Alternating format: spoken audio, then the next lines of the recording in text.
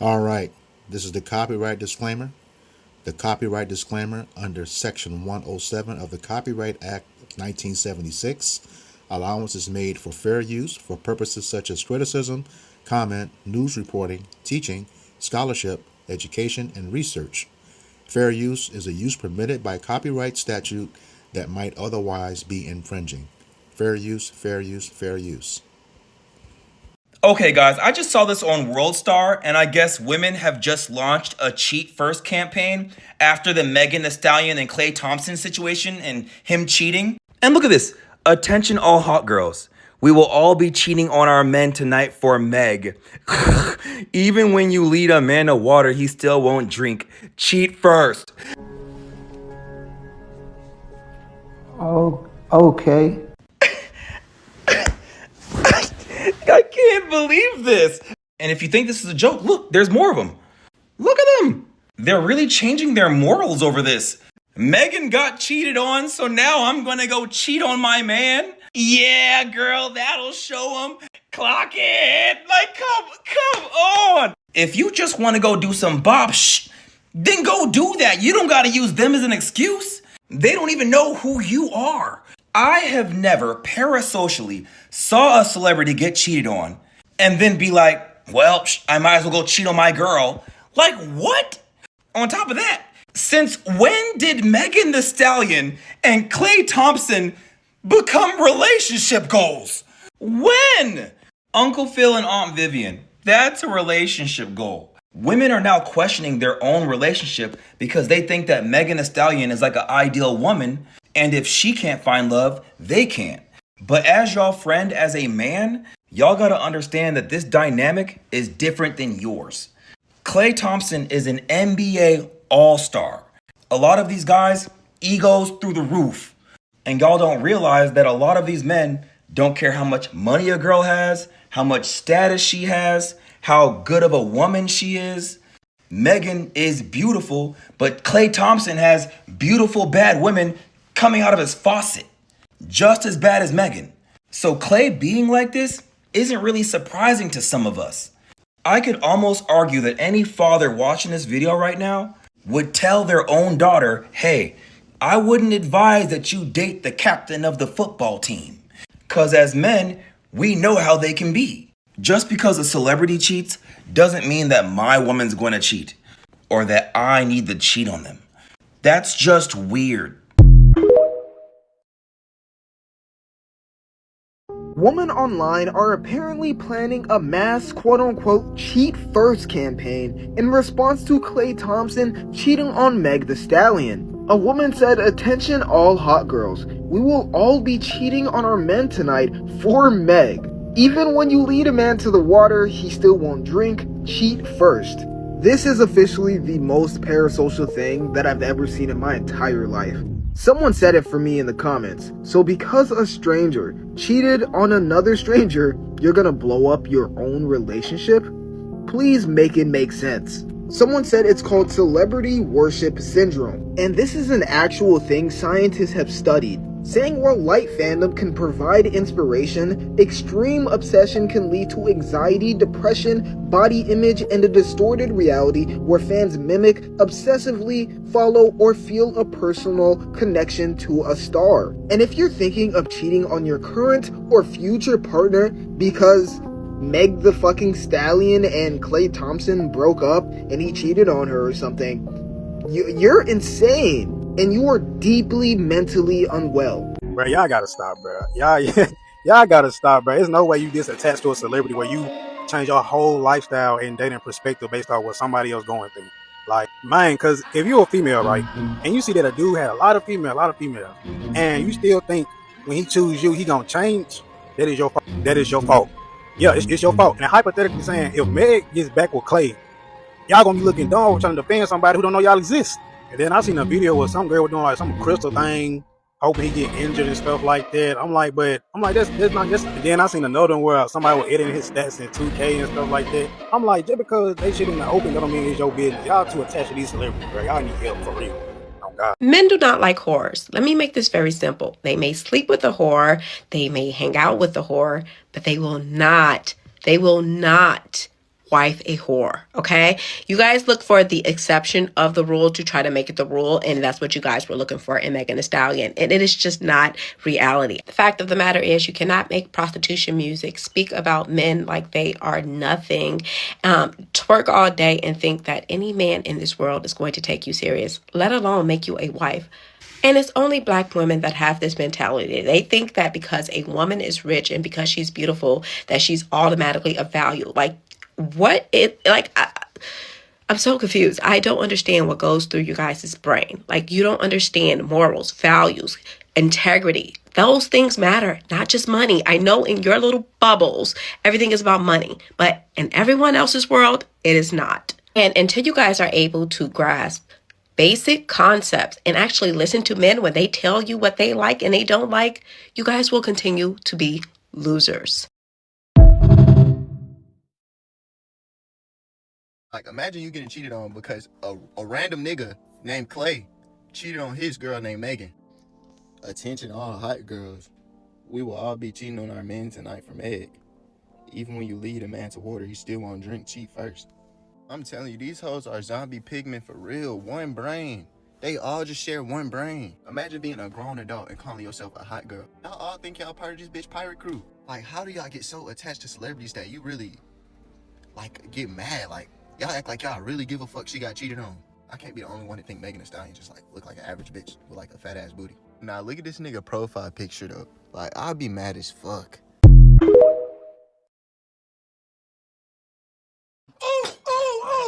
I knew you. Damn it, the hell to your Facebook for me. Man, back in the day, your wife was something meanest. Well, I know you know you're a lucky man. You scum-sucking son of a bitch. That's my hoe my wife you talking about. This is the book of Proverbs, chapter 30, verse 20, and it reads, Such is the way of an adulterous woman. She eateth and wipeth her mouth, and saith, I have done no wickedness. Giving all praises, glory, and honor to Yahweh, Bahashem, Yahushai, Bahashem, Raha HaKakodash. Double honor to the apostles and elders of Great Millstone who rule well in teaching me this 100% truth. Salutations to them and my fellow Akim who labor in this truth week in and week out on the highways and byways. Also salutations to the hopeful elect of the scattered 12 tribes of Israel, scattered to the four corners of the earth, that be like unto the speckled bird, also known as your Israelite foreigners, and your so-called Negroes, Latinos, and Native Americans. To you, I say Shalom. This is your brother Ayashar Barzal from the Indianapolis branch of the Great Millstone, coming back at you with another lesson that is edifying to the elect body of the nation of Israel. And, man, this whole, well, first let me be clear. I don't care about the relationship between Klay Thompson and Megan Thee Stallion.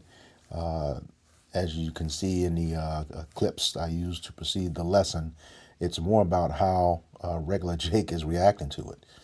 Okay? I'll say this first. I don't care if a man is worth $140 million or if he's worth $14,000, his net worth.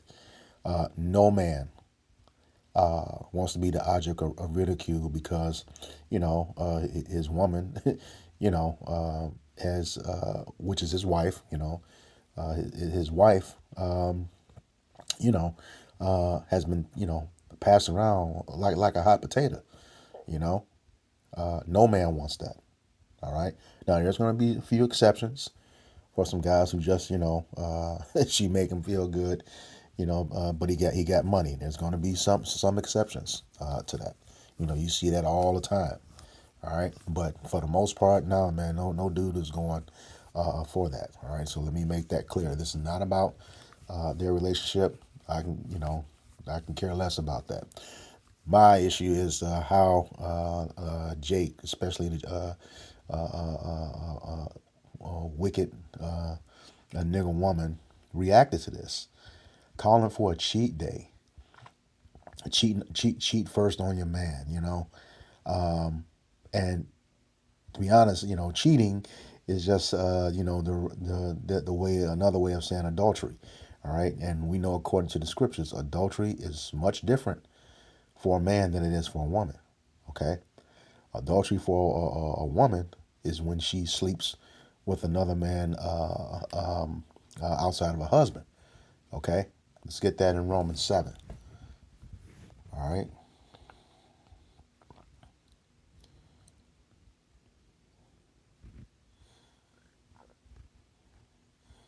Book of Romans, chapter 7.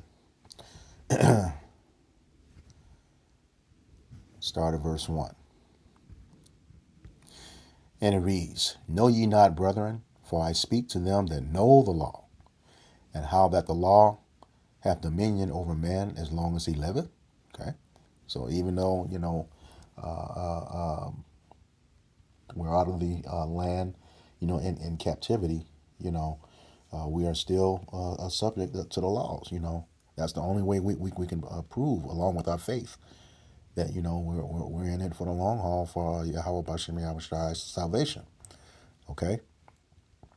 So and it tells us in Judges 5:11, in the places of drawing water, we need to be rehearsing the righteous acts. Okay. And righteous places of drawing water is where you're in servitude at. All right. It says, for the woman which hath an husband is bound by the law to her husband so long as he liveth. But if the husband be dead, she is loosed from the law of her husband.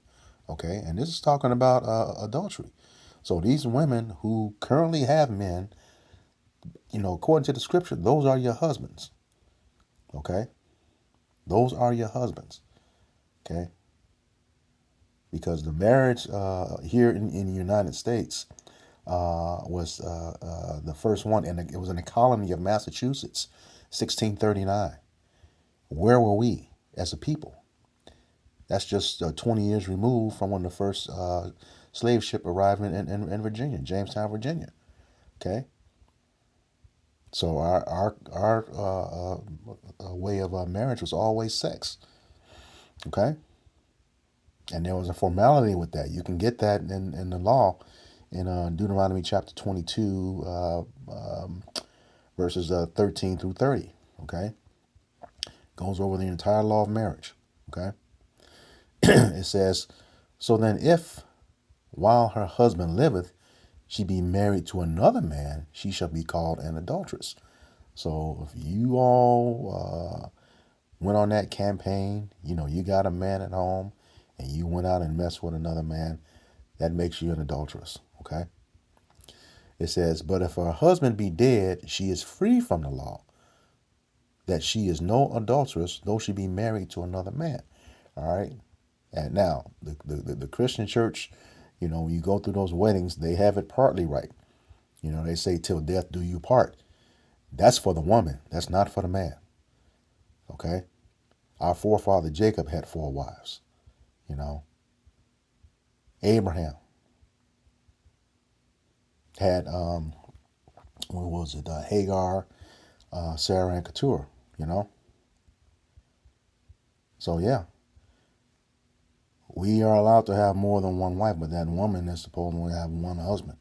All right, that's clear right here. All right, like I said, you can get the law in Deuteronomy chapter 22, verses 13 through 30. All right. So yeah, she's an adulteress. And what is the penalty of adultery? This is Leviticus chapter 20, I believe is verse 10. Okay.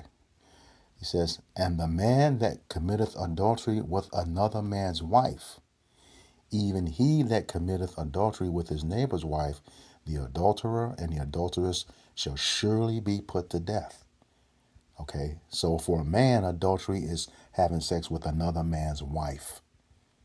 All right, and chances are that has happened because you you just don't have a whole lot of virgins running around, especially amongst our people, especially amongst the women. That was this campaign, Cheat First, is a whole result of that femininity thing and the so-called black woman being elevated to a spot she's not ready for, and it's not meant for her. All right, it's only polluted her. That's what it's in being in this land. It tells her to arise ye and depart. Micah 2:10. All right, let me grab that. Micah 2:10.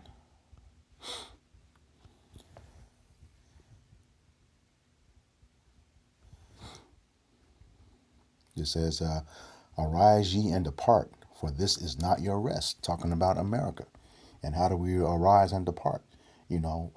Keeping the laws, statutes, and commandments to the best of our abilities. in the land which we are captive in.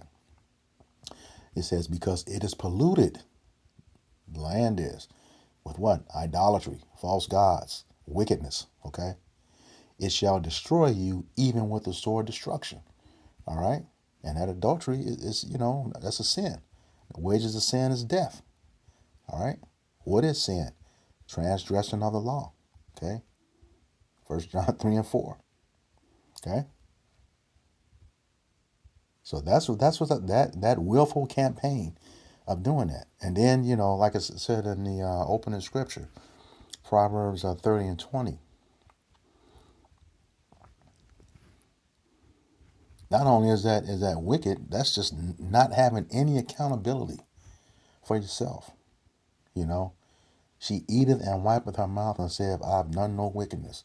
So you gonna go out and cheat on this Meg the Stallion campaign, come back home with nut on your mouth. He sees it. You like, I ain't do nothing.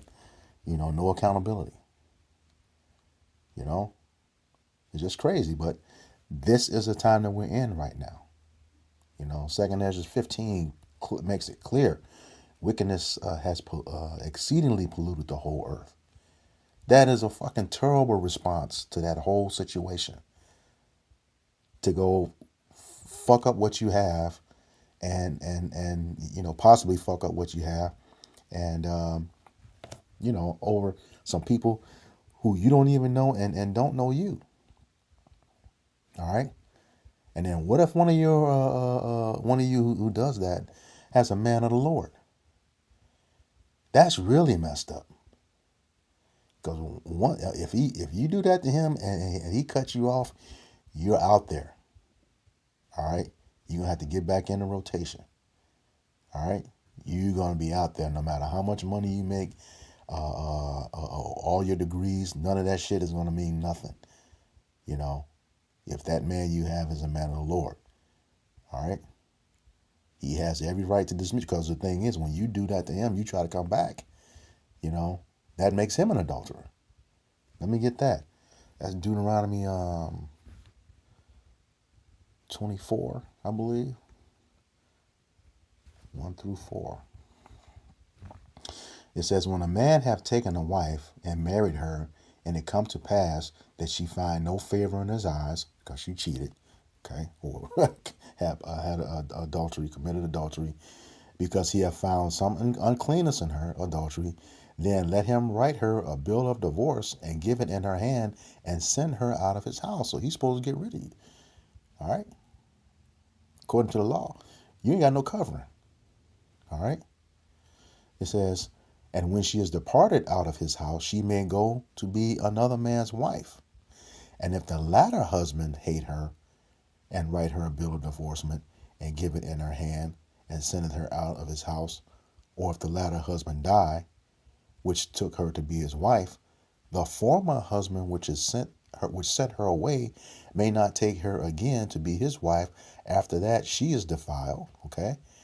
For that is an abomination before Yahweh B'Shem Yahushai, and thou shalt not cause the land to sin, which Yahweh B'Shem Yahushai giveth thee, Yahweh thy power, Salakia, giveth thee for an inheritance. All right? So she's supposed to go back to him. She can go back to him. That makes him an adulterer. Okay? She is defiled. And that's just what you women are going to be doing to yourselves when you do this. All right? That just goes to show you, the state of the so-called black woman today. Just no understanding, nothing. Fucking dumb. Just to lay it out there. All right? Straight dumb. Cheating back because of Meg and the Stallion. Yeah. I tell you. Yeah. This is the book of Job 39:17. Okay. And it reads, because Yahweh B'Shem Yahushai hath deprived her of wisdom, neither hath he imparted to her understanding. That's clear. You need guidance, you know. But you just out there gadding abroad, you know, as the scriptures say, you know. That, you know, you're just like a wild, unbridled buck, you know. All right. Or a mare. It's, you know, just out there running amok, you know, thinking you smart and don't know shit, you know. This is just amazing, that entire response to that, you know. Proverbs 9:13.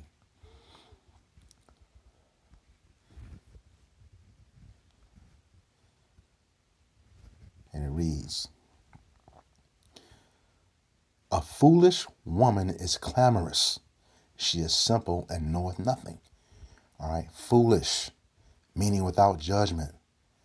Clamorous, talking loud and saying nothing. All right. She is simple and knoweth nothing. You don't know what that action is going to do to you, and you're going to have to give account for that in the day of judgment, which is very near.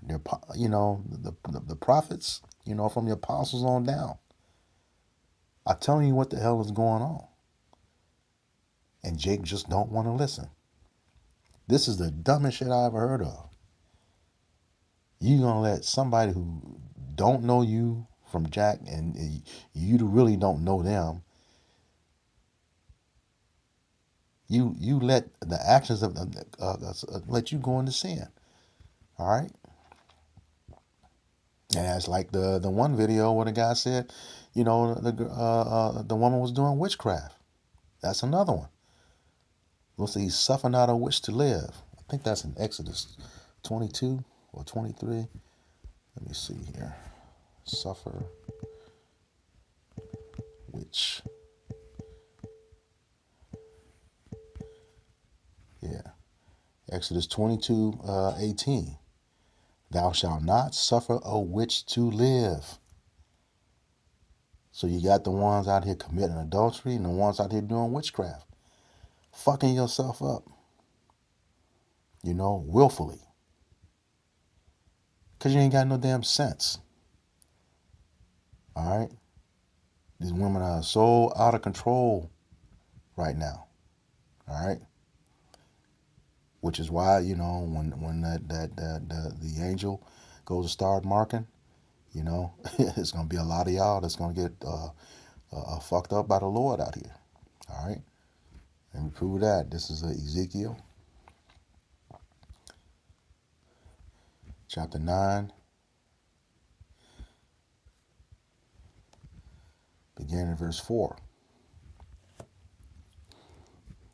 And it reads, and Yahweh Bashem Yahushai said unto him, go through the midst of the city, through the midst of Jerusalem, and set a mark upon the foreheads of the men that sigh and cry for all the abominations that be done in the midst thereof. All right.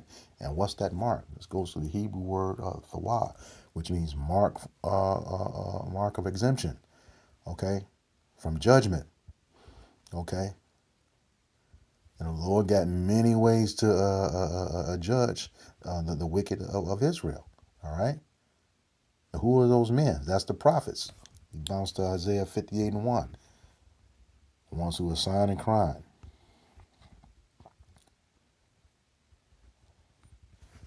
And it reads, cry aloud, spare not, lift up thy voice like a trumpet, and show my people their transgression, and the house of Jacob their sins. And that's what this video is doing. Showing you women, you know, committing adultery, you know, it's going to get you killed. And you doing it willfully. The woman that did witchcraft, it's going to get you killed. All right? Let's go back. Ezekiel chapter 9. All right. Verse 5. And to the others he said in mine hearing, go ye after him through the city and smite. What does smite mean? To kill. Okay? It says, let not your eye spare, neither have ye pity. So it's going to be a merciless death, and you're going to know it. Just like 2 Ezra 9 said, you're going to have death by pain for the ones who loathe his law and continue in wickedness and sin. Death by pain, all right? Said to have, don't spare, let not your eyes spare. Don't feel sorry for anybody, have pity for them. None of that, all right? Here we go. It says, slay utterly old and young, which includes women. Both maids, which includes women. And little children, all right? Children, boys and girls, okay? Because depending on what generation you come in, as you come back as that little, you can get judgment as a little girl, all right? For something you did in a former life, all right? It says, and women. Yahweh is not playing when it's coming to this judgment. And that was some straight wicked shit that you all did. All right? It says, but come not near any man upon whom is the mark. That's his elect, the prophets. Okay? Okay, and it says, and begin at my sanctuary. Okay? That's not the leaders of Israel. The ones who are teaching wickedness, And then they began at the ancient men which were before the house. Yeah. That's y'all, the ancient ones. You old fools out here, delving in that stuff. Yeah, it's just a mess, man. But that's the wickedness that we're seeing right now. And if you don't repent while the doors of mercy are open, the Lord gonna smoke you. All right. So with that, I hope this lesson was edifying to the elect body of the nation of Israel. Once again, I'm going to give all praises, glory, and honor to Yahweh, Bahashem, Yahweh Shai, Bahashem, Rahak HaKodash. Double honors to the apostles and the elders of Great Millstone who rule well in teaching me this 100% truth.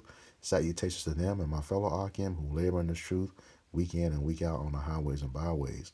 Also, salutations to the hopeful elect of the scattered 12 tribes of Israel, scattered to the four corners of the earth, that be like it to the speckled bird, also known as your Israelite foreigners, and your so-called Negroes, Latinos, and Native Americans. To you, I say Shalom, Kwam Yasharala, Abba Babal. Shalom, we got next.